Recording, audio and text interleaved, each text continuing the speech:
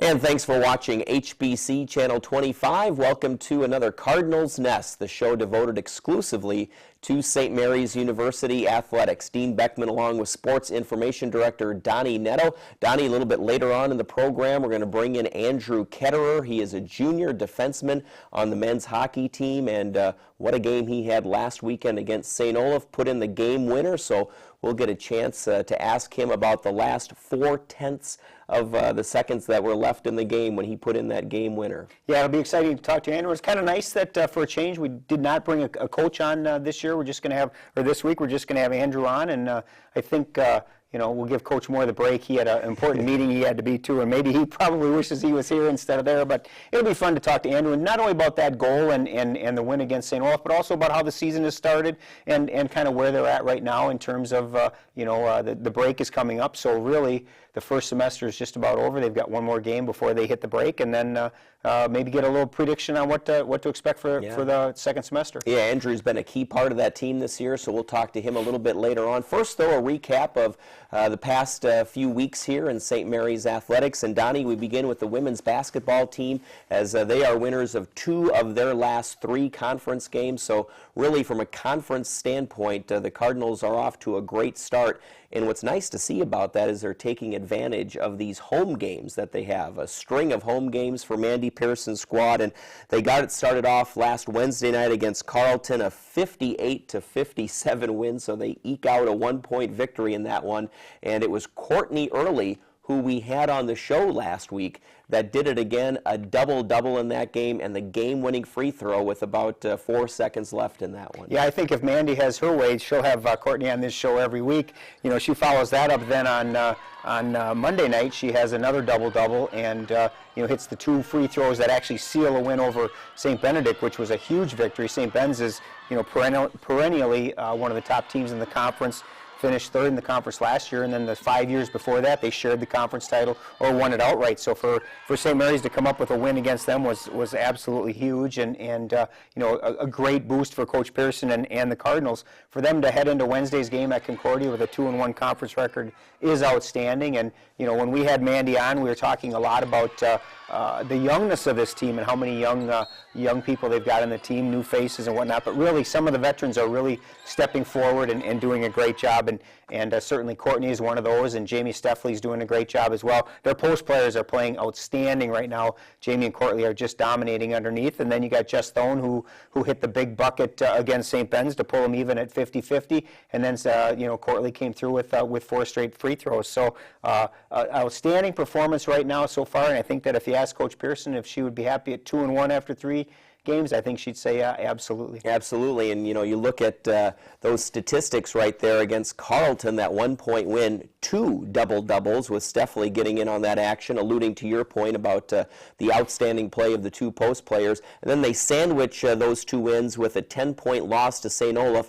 But Donny, both of us were at that St. Olaf game. It didn't feel like a 10-point loss as it ended up. They were in that game the entire way, led for much of that game against the Olies, but St. Olaf just a little bit too experienced, especially late in the second half when the Cardinals went a little bit cold from the field. Yeah, and I think that's one of those, you talk about that inexperience, and they're in a situation where you've got a tight game and you've got the lead and you need to keep it. And as Coach Pearson said after that game, it's a learning experience. You've got a lot of people here who are really thrown into the fire here in terms of you've got a lot of guard play that's coming from freshmen, and you've got them handling the ball, and they turned the ball over a few times. And St. Olaf, a very veteran team and a very talented team, took advantage of that. And like you said, it was a 10-point game, but really it wasn't a 10-point game. When you have to start fouling late in the game and whatnot, the lead kind of expanded to much more than it probably was. But you sandwich 2 victories around that loss, and I think that the Cardinals are certainly off to a roaring start. And one more game here coming up on December 14th as they take on the University of Wisconsin lacrosse on Saturday. They'll play Bethel, and that game on the 14th will be right here on HBC Channel 25. As we look at the stats for the women's basketball team, Donny, we talked about Courtney Early, Jamie Steffley. They actually are shared for the scoring lead at 10.5 points per game. Right behind, though, is Jess Thone at 10.3, so really a balanced attack. You've got the two post players and then the guard and Jess Thone.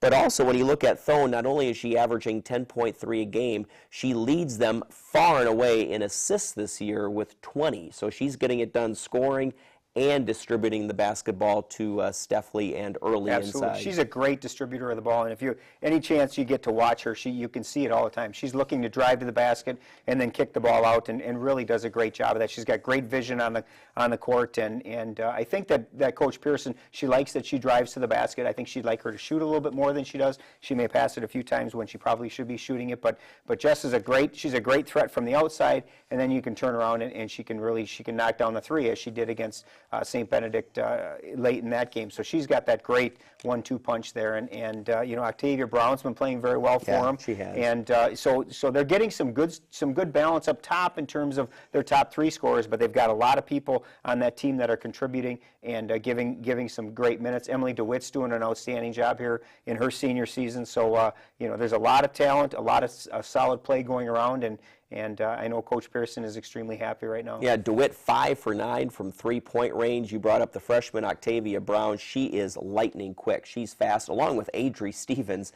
Both of those players logging a lot of minutes, and they don't play like freshmen out there. They really look good. I think a little more seasoning, and they're going to be very good in the years to come.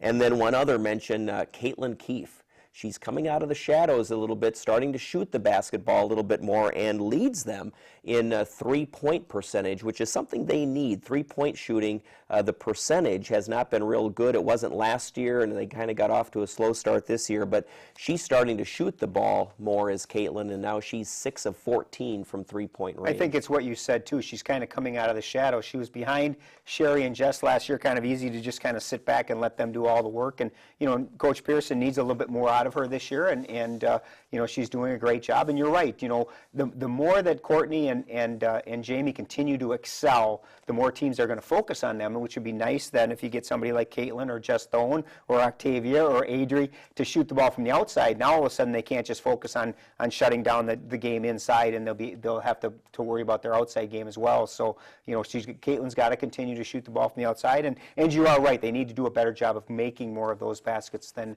they have in the past. So hopefully that'll continue. I think one of the things too to look at is like you said earlier, they've got a lot of early season home games. You mentioned that we've got 2 more before the break. They've already played 3, so you're looking at 5 of the first 7 games that they play have been at home, which is always nice when you're a young team, because it kind of gets some of that first game, second game jitters out of the way, and they're able to start focusing on playing the game of basketball. It'll be interesting once they hit the road and have to take a couple of those road trips, how they handle that. But I think to start your collegiate career with 5 home games in your first 7 is certainly an advantage. Yeah, absolutely. So hopefully more good things to come for the women's basketball team. On the men's side, the basketball team, they've lost their last 3 since we were on the show last week. And I think, Donnie, the most disappointing loss was that first one last Wednesday night against Carleton College, where they went up there and got beat 93-48. I know Coach Landrum was not happy after that game. Yeah, it was just one of those games. As a coach, you always run into games like that where nothing works.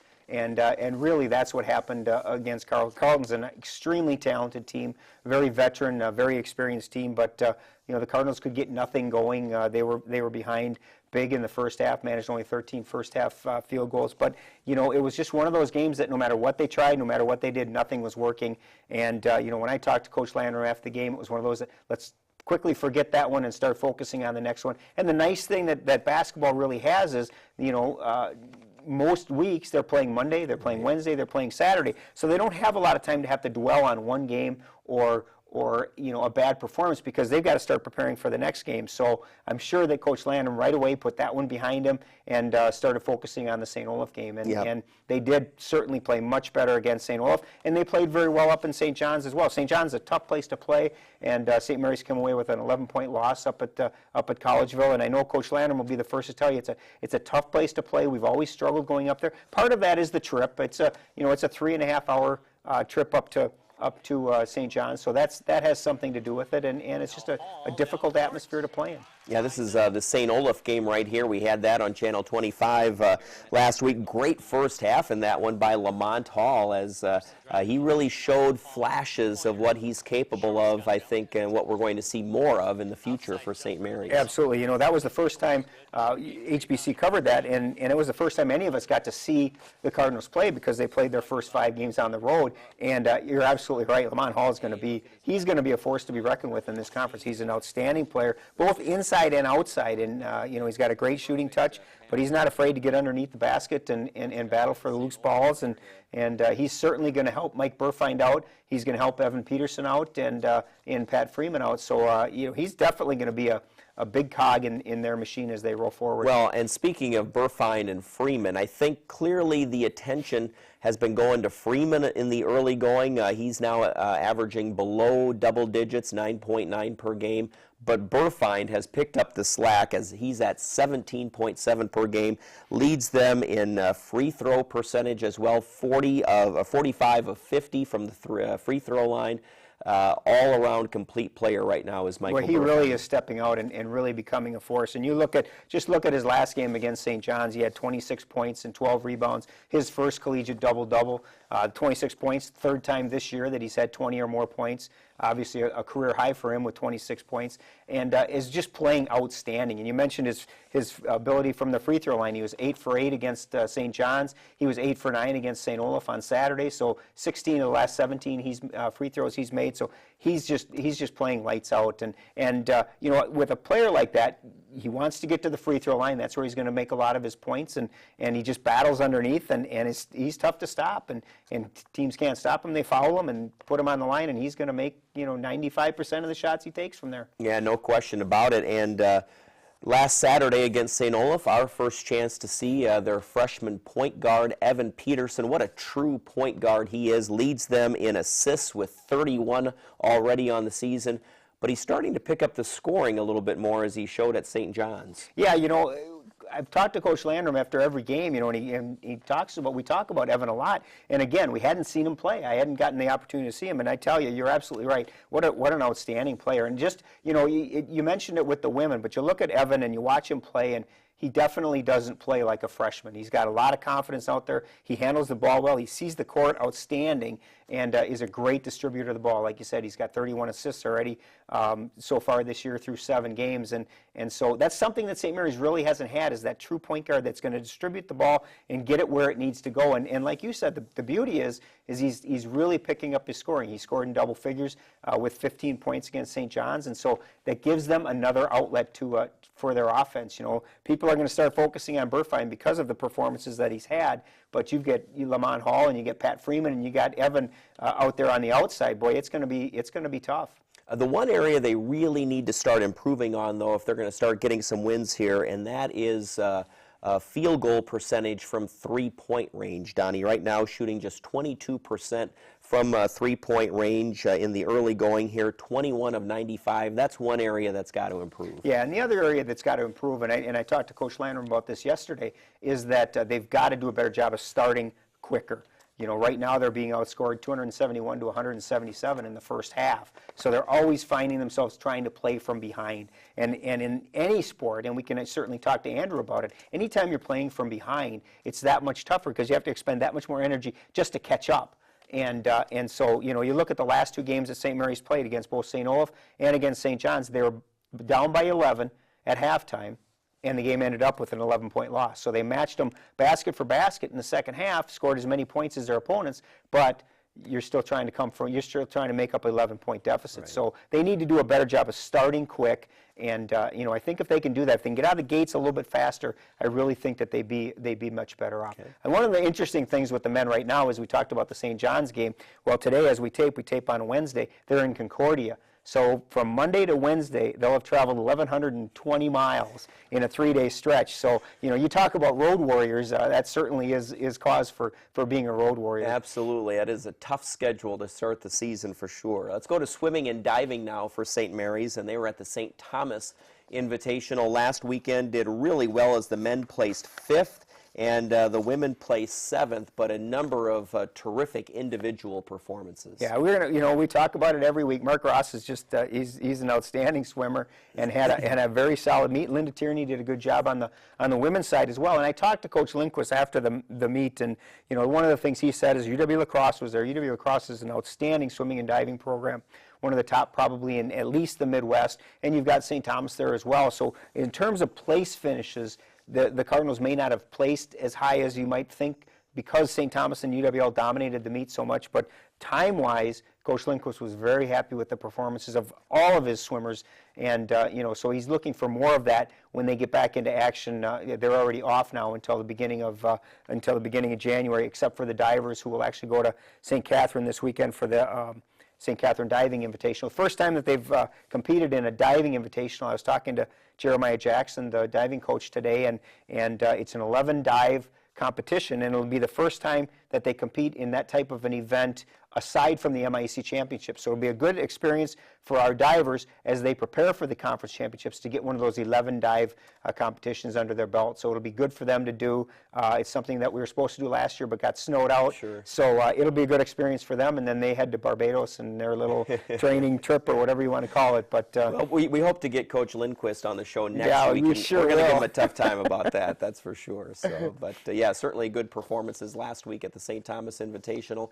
And now we go to hockey. In a little bit, we're going to bring on Andrew Ketterer from the men's team. But first, Donny, women's hockey action. A doubleheader loss last weekend to St. Olaf, and it was that Friday night game.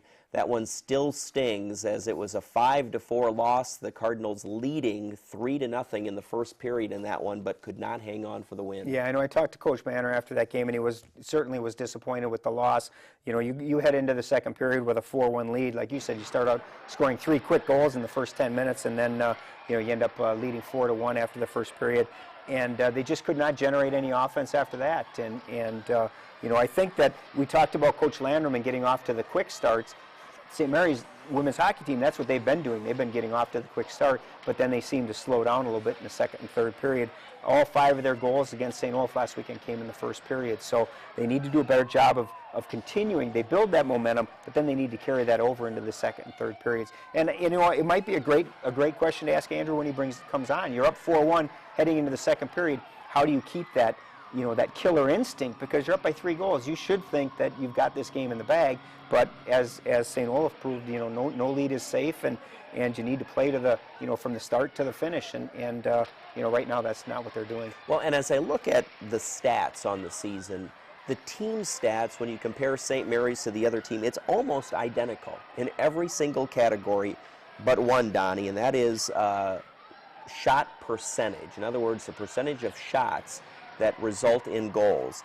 And right now it's a little too low for St. Mary's, .077 compared to 104 for the opposition. Yeah, they need to do a better job of scoring on the opportunities that they get. And I think that's true with just about, if you talk about field goal percentage and you talk about shot percentage. I think it's it's just you need to create the opportunities, and then you need to capitalize on some more of those opportunities. And that's that's certainly going to be a key for the women's team, and it's a key for all of our teams, is they just need to do a better job of converting on the opportunities that they have. And the unfortunate thing about losing 2 games like that is now they've got until early January to think about those 2 losses, because the Cardinals are now off until the 6th and 7th of January when they play 2 games against Eau Claire, home and home series. So Coach Manor's taking this week off. They're not practicing. They've been doing a little captain's practices before finals start, and then they'll come back in late December and start getting ready for next year. The good news is they are getting shots on goal, 246 compared to 251 for the opponents. All right, stay tuned. We'll bring on junior defenseman Andrew Ketterer from the men's team. That's next here on HBC Channel 25.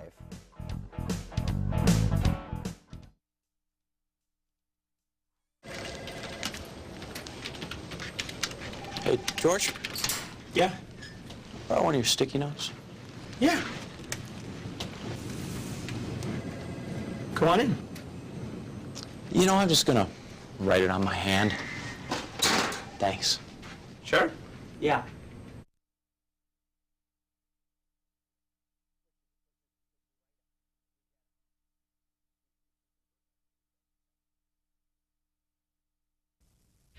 When the puck drops, there's only one place to be.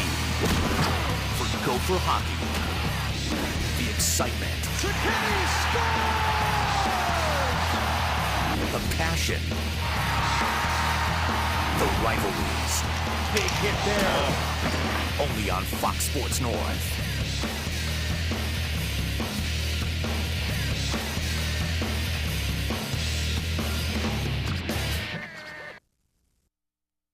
Sweet, sweet, sweet! What are you so excited about? HBC's Refer a Friend promo. Do you have HBC? No. Well, that is a problem I can help fix and get a discount on my HBC account in the meantime. How so? When you refer a friend and they sign up for HBC services, you both get discounts. Not to mention great service and support from HBC. We should tweet all our friends about Refer a Friend from HBC. Great idea. Tweet, tweet. Hey, you, tweet! Oh, Robin, you're so behind the times.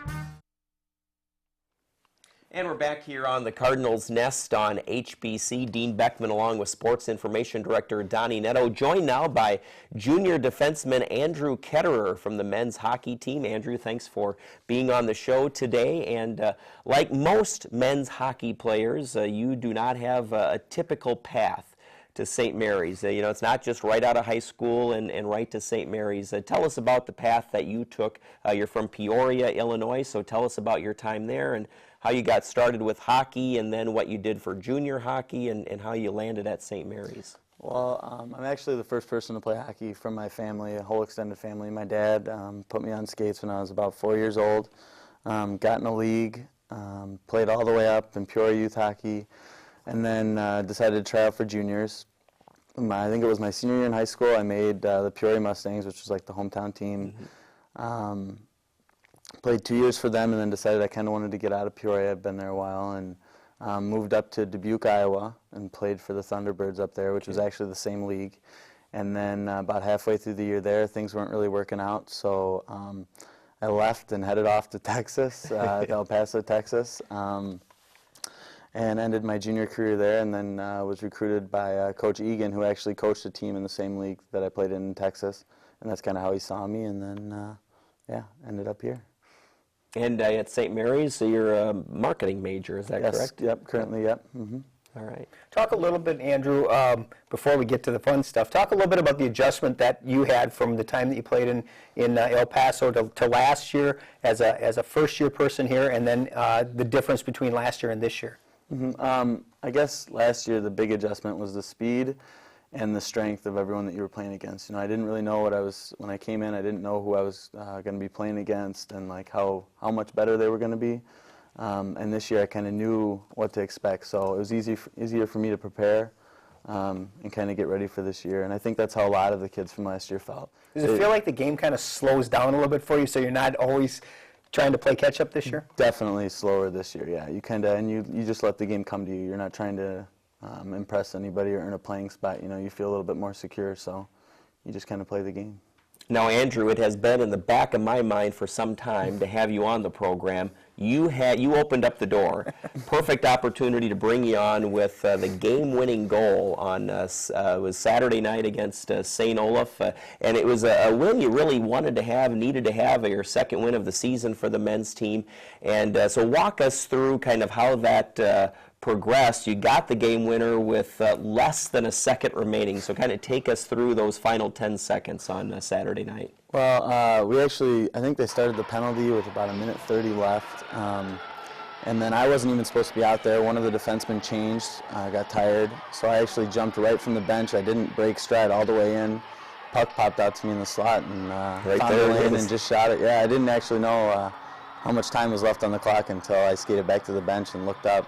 I thought for sure there was 3 or 4 seconds left. And so you had just come on the ice, right? To spell the other defenseman who was getting tired. Did not stop moving from the time I jumped on the ice. Yeah, went right to the spot. Yeah, here we have it in slow motion, and that was such a big win. St. Olaf, of course, a very good hockey team, and you have been so close in so many games this year that not only had to feel good for you, but also for the team. And here we see a great pass right out to the front there, and you come in with the big game winner with 0.4 of a second remaining. Yeah, it was a big game for us. We've been in a lot of close games and not necessarily come out on the right side of them. So it was definitely a big confidence booster for us.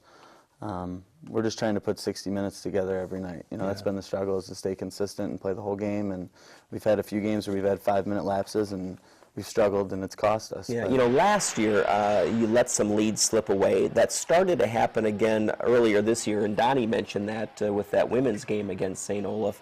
What does that mindset have to be when you go into a period break and you've got a big lead? Because those are the ones you want to hang on to and win. One of the things we try to do is we split it up into 3 periods. So every period you start fresh. If you win all 3 periods, you win the game, you know. And I even like to break it down, and I've played on teams where we broke it down by 5 every 5 minutes. You try and win every 5 minutes, or at least not lose any of those 5 minutes. And, One of the things Coach Moore always talks about, and it's interesting, especially this weekend against St. Olaf, because it's really fitting, is that it's so different to play at St. Mary's than it is to play, say, at the Northfield Ice Arena because of the size of the sheet of ice. And you know, you look at Friday night, you lost 5-2. It was a much more physical, much more compact game, a little more free-flowing on Saturday. As a player, do you see the difference as well? definitely see the difference. When I was growing up, I always liked playing on smaller rinks. I'm a bigger guy. I don't move my feet as well as, you know, Kevin Wetland, Balco, you know, but you definitely see the difference, and you feel the difference. I mean, St. Olaf was a very physical game when we played up there, and we loved playing at home. We're a fast team, and we move the puck pretty well when we have space. We just have to try and find a way to play in those smaller rinks, and I think we're getting there. Yeah. You know, you talked about more physical style of play for you. One thing I've noticed with the men's team this year, we actually have fewer penalty minutes than the opposition, and that certainly wasn't the case last year. Has that been something that's been of a mindset for the Cardinals, to stay out of that penalty box? Somewhat, yeah, and I think you just want to pick your spots to be physical. There are certain times in the game where it might not be necessary for an extra shove or an extra push in front of your net, but we definitely would want to stand our ground. But just be smart about it. As you look at the team that you have this year, mostly the same players as last year, are there any players that are surprising you in terms of how they're playing compared to last year, or any newcomers that really kind of turned your head a little bit? Well, I know I obviously pay attention to the defensemen a little bit more, and we've had defensemen step up big. Bob Marks, freshman, A.J. Mueller. I mean, everyone as a unit, we're very much a unit this year, and we've really come together, and we take pride in playing together and limiting the opposition to scoring goals. So that would be the biggest thing for me on forward. I think it's just a lot of last year. Everyone's chipping in. Nick Gorup's a new guy. He's made a big difference on our power play. Very patient with the puck, great vision, and I think he just adds somewhat of a calm out there. And coming up now on December 9th, it's Marian University, so that's the next game. It's a non-conference game, so it won't have the intensity of a conference game. What are you looking for, Andrew? Because that's your last game before heading into kind of a longer break, as your next game not until January. Well, last year when we played them, they were a big and physical team, so we're expecting a physical game, but we definitely want to go on to break with 2 straight wins. I think it'd be big to put 2 of them together. Going into break. And I just think we just want to keep putting wins on the board and keep getting experience and gain confidence every night we go out. How is the attitude on the team? So many one-goal games this year, many of them losses, but you're in every single game. It's tough. It's tough. Sometimes you wish you'd lose. You know, it's easier to lose 6-0 rather than 2-1 in overtime. But no, we stick together. We have a very close team. We win as a unit and we lose as a unit, and we really kind of try and live that. So. Well, Donny, just 30 seconds left here, but I think Andrew, a good example of the kinds of hockey players that Coach Moore is bringing on. Absolutely, to this team. and Coach Moore has talked about that a lot. In that it's as much about character as it is about talent. And I think that Andrew mentioned it. This is a great team. This is a complete team that they do. They play together. They do everything together. And I think that's part of the reason that they're going to be successful. All right, we got to go, Andrew. Thanks for being on the program today. Good luck rest of the season here. That's going to do it for the Cardinals Nest this week. Thanks for watching here on HBC Channel 25.